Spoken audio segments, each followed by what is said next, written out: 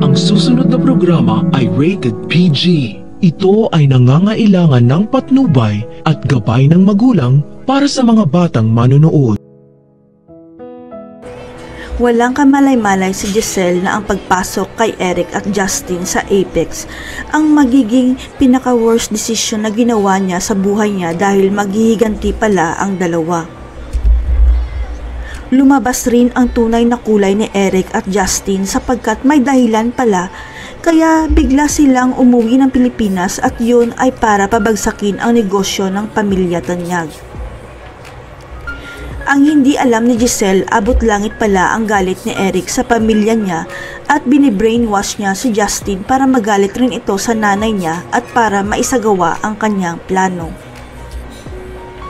Nalaman kasi ni Eric na si Lolo Pepe pala ang tunay na dahilan kaya iniwan siya ni Giselle at inabandona pa ang kanilang anak kaya galit na galit si Eric sa pamilya Tanyag. Matagal nang pinaplano ni Eric na maghiganti sa pamilya ni Giselle kaya nang malaman niyang natunto ni Lolo Pepe ang lokasyon nila ni Justin, maisa sa katuparan na ni Eric ang plano.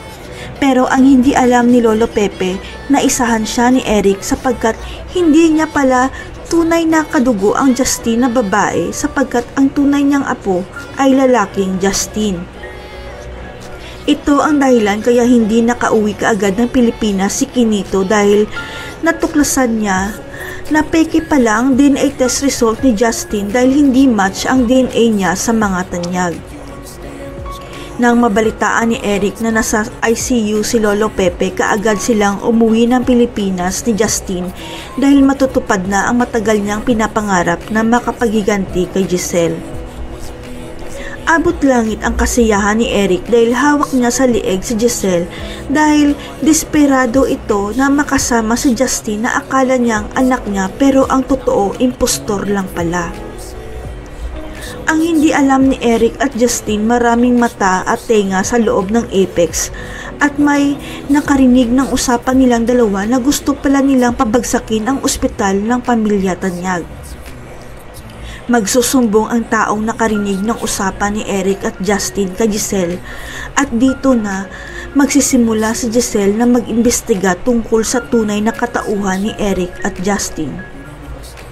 Hanggang sa tumawag si Quinito at si Giselle na mismo ang nakausap niya at sinabi ni Quinito na peke ang DNA test nila ni Justin dahil lalaki pala ang tunay nilang anak ni Eric.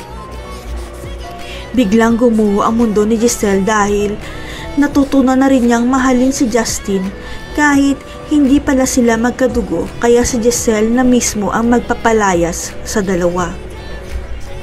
Sa pagbabalik ni Quinito sa Pilipinas, ipapakita nito kay Giselle ang totoong birth record ng anak ng lalaki at hindi magtatagal magtatagpo na ang tunay na mag-ina.